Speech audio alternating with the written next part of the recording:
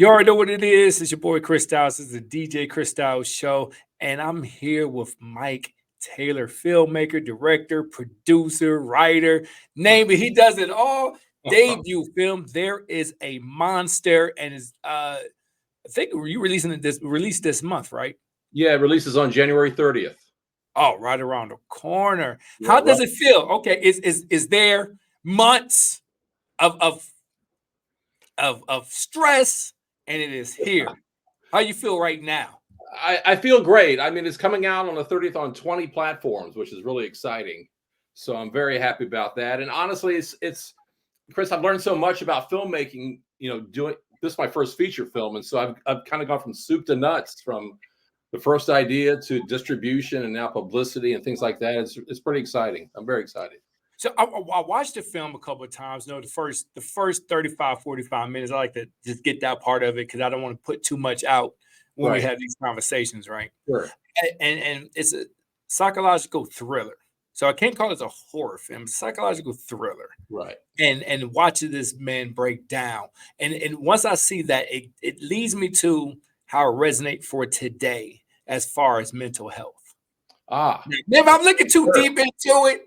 But that's the first thing, right? Having trouble with infidelity in this marriage. They obviously have a drinking problem because the infidelity led to because he was drinking, things like that. Was that part of the reasoning for this, or like part of when you were writing process? Yeah, it was. I mean, the impetus or the genesis, I guess, for the idea was that my sister had gone through a pretty bad health scare, right? And I thought, well, let me try and do something that's sort of, under the horror umbrella, but maybe on the edge, right? With thriller and stuff. Because I do have a monster in this thing, and that monster represents what she went through, the thing that was attacking her during that time. So that's kind of, without giving away any more than that, that's kind of where it all sort of came from. So yeah, and I'll leave it at that because I could go like real deeper into that situation and what the monster represents, things like. But I'm gonna let the people. Sure. By the time we start talking about that, then we told the whole film. Right, we don't do that. No, we want to do that. What was your? When did you start getting into filmmaking? Like what? Like was you just sitting there? Was it school? I love English, or you was at a job you didn't like and said I can make a movie better than that guy.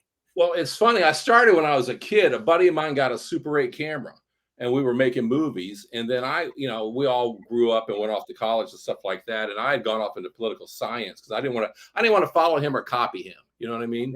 Right. But in college, I just fell into it, ended up with a communications degree, and then started my career after school. From the bottom, I started as a production assistant, you know what I mean? And sort of worked my way up. I said, good old PA. Yeah, good old PA. But I was I moved in, I produced for like a long time. I was a producer on a production company side and also on the ad agency side, producing commercials. So I produced a ton of commercials. And then I started my own company back in the early, like 2005, I guess. And I decided I'm going to be a director because everybody wants to be a director, right? So I was directing commercials, but I had a lot of downtime. So I thought, and I bought a Canon 5D Mark III camera, which shot video at the time. And I thought, well, let me play with this a little bit. And so I started making short films. And it's interesting during the pandemic where we're all sitting at home wondering, twiddling our thumbs what to do. I made 2 short films related to COVID. One got in the Studio City Film Festival in Los Angeles. And the other one got into like 6 festivals and won like best comedy in Rome. So that was, so I'm telling sort of the long story. So once I was done with this, and I never really thought about making feature films back, my whole career. I was a commercial guy, but I made these short films, and this was like spring or early summer 2021. And I'm like, well, I'll just go make a movie now. What else can I do? So that's kind of where it came from. And so the process, I was very fortunate. I started writing the thing in June of 2021, finished the script probably beginning of September, and found in somehow, some way, I found other investors to come along for the ride. And we shot in December of 2021 and then a little bit of February 2022. So That is awesome. So that good old communication degree worked out for you. It did work out for me. Yes. It did work Yes. out. It did. I don't know if it worked out for me right now. I don't know. Look at you. You I got don't. your own studio. You're doing great. I mean, man, it took me a long time to get there. Yeah, same. Mike Taylor here, a filmmaker. There is a Monster, his first debut film. And now, since you already got bitten by, because you just said you didn't want to do feature films. Now you done it. Now you thinking, oh, I could rock about 3-4 of them. Well, it's funny you say that because I was always, like I said, a commercial's got 30 seconds, 30 seconds at a time, and sort of chasing that. But the thing about commercials, I directed a few national campaigns, right? But you don't own them. It's money for hire. They're not your baby. You give them to someone else and they run with it. And now that I've done a movie, like a feature film, and I've been very happy with the success so far with Gravitas Ventures and all the publicity it's getting, and all, I'm very happy about that. I think of myself now as not as a commercial director. I think of myself now as a filmmaker. Yeah, as you should though. You should have thought of that like when you were doing the. I should have thought of that when I was 25. Yeah, I know. So my plan is to make at least 3. So I'm once this baby launches on January 30th, then my mind changes to working on a screenplay, rewriting a screenplay that I have already to try and make that by summertime. So that's awesome. Mike Taylor here, a filmmaker. So let's go back to your film. There's a Monster. I'm just looking at the way you shot it, and it's like one of those mid 80s, early 90s thriller, but set for today. Like you don't see those type of thrillers like made that way. Like each scene, each monologue, how the characters interact. We don't see that much. What made you go that way? It just came out of my head. I mean, that's all I can say. It's just sort of as I'm typing, as I'm writing the screenplay, it's just sort of what came out. Now, one thing I was very fortunate. One of the wisest things I did on this movie was I worked on the SAG ultra low budget contract, so I had Screen Actors Guild actors. Okay. And that made a huge difference performance-wise. For example, my lead actor, Joey Collins, he just finished touring with Aaron Sorkin's To Kill a Mockingbird. He's good. He's good in your film. Yeah, and Ina does a lot of work. O'Rourke, who plays his wife, Carol, does a lot of work. And even Marcellus Shepard, who plays his buddy, David. That deep voice, like I have my buddy here in the studio too, has such a great voice. And I heard his voice, I was like, hold up. This voice is ridiculous. Does he do voiceovers? Oh yeah, he does a lot of voiceover. He does voiceover training. He does all of that. And he was just in a mini series about Baltimore, which I can't remember now. We Own This City. He was in We Own This City. Okay. And then Jesse Milliner, who plays Billy, his assistant in the photo studio. Jesse's been in a lot of stuff, and I think he's going to be a star. So. It's a great cast. Again, I like flicks like that because it doesn't tell you exactly what's it about or what it is. You can make your own judgment when you watch it. And I think those are some of the best movies because you can have discussions on that. You can take this film here and take it to a college and have a course on it because there's so many factors around it. And I applaud you for that. Thank you very much. Taking that chance of doing that. We got Mike Taylor here, filmmaker, director of There Is a Monster. So you didn't take anything to it's the Sundance this week. I'm surprised, and the Slam Dance. I'm surprised you go to Utah. Well, it was a tiny. There. It was. I've been. Last time I was at Sundance was 2018, so it's been. God, was that 6 years ago? But the timing was all wrong. When I finished the film, I kind of missed all the entry. I tried to sneak it into South by Southwest way back, and it wasn't ready yet. You know what I mean? It just wasn't ready yet. So by the time it got ready, which really was this past spring, we've kind of missed all the festivals. Yeah, I was supposed to be at Sundance right now. Oh yeah. Unfortunately, when the wife said it's another trip that's coming up, and you can't make that trip. Like, okay, I'd rather take the trip with my wife than go to Sundance. Right. That's the smart thing to say. That's good. Yeah, I'm learning in these streets. But go ahead. Finish. Go ahead. I'm sorry. So what's okay? So you working on your next film, and you got bitten by the bug. what is your dream project now? Like, what do you like? Okay, this one's going to be my signature because I know I can do it. Right. Well, maybe my next film is my next film. I don't want to talk too much about the future because I really want to talk about There's a Monster, obviously. Oh But yeah, yeah, yeah. We'll but, talk. Yeah. but my next film is a film I've been trying to make for years. I decided to make There's a Monster in the interim because I'd never made a movie before, and this is an opportunity to actually make a feature film and go through the entire process. So I think my dream film would be one of the maybe my next script or a script after that. I've got one idea I really, really want to make. Um, of course, with a bigger budget would be fantastic. So, but Well, with There Is a Monster, it's going to be a big budget. So let's go back to There Is a Monster. What's some of the things that you didn't expect that went on during your filming? Like, because this would be your first one. You're like, right. okay, I didn't expect that.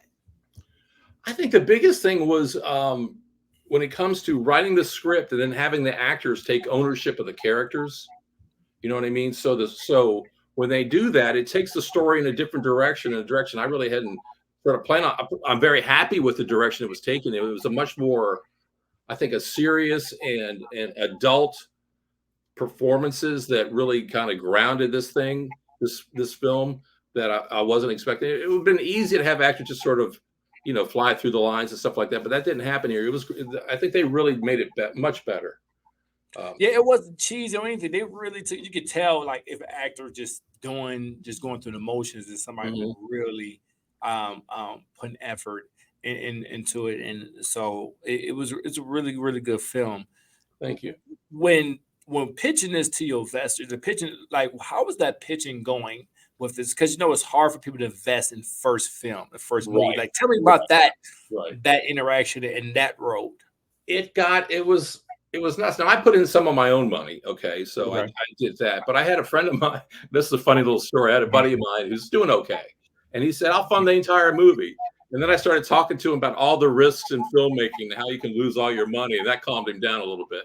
But he invested. I was looking for a location. We shot in a doctor's office. The woman who owns that building was showing me around, and she invested in the film. And then some other people I knew, and then another friend. And so before I knew it, I had the money to make it. Had the capital. I had yes. Did you cut in the scene? Did you go over budget? I was like hear the stories of over budget. No, I didn't go over budget, but what I didn't do was I didn't really budget, and no first time filmmaker does this. I didn't budget for after the film was done. Okay, so after the film was done, I hired a producer's rep. I had to pay someone to cut the trailer. By the way, he did a fantastic job on the trailer. Yes, trailer's great. I've hired a publicist now and things, that kind of money that comes after that you don't expect or you don't plan on. But no, we budgeted okay. And I did, I had a very tight schedule and I stuck to it. And I never went beyond 10 hours on any day. Okay. So that was most independent films are shooting 16, 18 hours a day. So, very happy with how it went. And it looks great. It looks great. There is a Monster on 20 platforms. That is amazing. Thank you. Well, thank you to Gravitas for that. Yes. And your first one you didn't say was Tubi, so that's good. But to everybody, Tubi is owned by Fox. Just let people know that looking forward to Tubi down the road, but not right now. But that wasn't your first one. It wasn't the first one. No. I'll be on. I mean, the top ones will be on Apple, Prime, Vudu, Comcast, Verizon, that kind of thing. So some pretty top sort of streaming things. Correct. That is awesome. I'm happy for you. I mean, just for anybody, just creators, because I'm a creator myself, so I love creators being able to express and be able to put. Think about filmmaking was 20 years ago, where you had to go through the big studios and doing all this stuff, and now we have all these streaming platforms. How can I put this in the correct terms? Is it easier? For lack of better question. Yeah, because I think years ago when I lived in Los Angeles, I thought about doing this, and I had some friends who made some really low budget movies. But back then, you had to buy, film, the cameras, bigger lights. You know what I mean? The cameras now are much more sensitive. They're cheaper. I think, what was the film? The Creator was shot with a Sony Yeah. little camera. You know what I mean? So that made it a lot easier. The software now, I credit my mother as the editor in this movie, that she has the screen credit. But I ended up editing the film. So, Oh, that's a big time though. yeah, that was something. But I could do it because I have the software on my computer where I could do it, and it was just better for me to do. I knew the film better than anybody, and so it's just better for me to jump in and do it. So I did. So that's awesome. it is easier now, I think, to make a film. And just like the film industry, the music, just like the music industry, the film industry, you also get some people who just can't make films. This is true. This is true. You've got like the music, because you put anything out now. Yeah. So the film is like, I'm just going to throw anything out there. I'm like, what? Well, yeah, and we all go. You see this in Hollywood. There's big budget movies that flop, and then you've got lower budget movies. Like I think about Sean Baker. I'm not if you're familiar with him or not. He did a film called Tangerine that he shot with an iPhone 5. And that did really well. So that's one end of the spectrum, and then there's the other end of the spectrum. We have everything you need. But everything you need. There is a monster. Mike Taylor is here. January 30th, correct? Yes, January 30th. Yes. January on all platforms. I'm gonna say all. You don't got to tell me 20. I'm gonna say all, and then just got to figure it out. That's great. Fantastic. Yeah. All platform. Tell everybody right now, why should they go and download or stream this movie? I think the one thing I did with this film, I think the thing I'm proudest of, is I told a story. You know what I mean? You can follow this story, and I think it's entertaining. It's a story you can follow. I don't think you get bored, and I think also there's a serious message to this movie. If at the end, I think there's a bit of an ending that sort of throws you for a loop. So that's I think they'll enjoy the film. I really do. It's a very enjoyable film. Again, I'm gonna finish it tonight. I'll make sure I tell your peoples that I finish it and to give my correct review of the film. I appreciate your time. Thank you and all your efforts. And listen, whenever you're ready for your next flick, hit me up. We'll get right back. Will do. Thank you very much. I appreciate it. I appreciate you so much. Thanks. Have a good one. You too. Thanks. Bye-bye.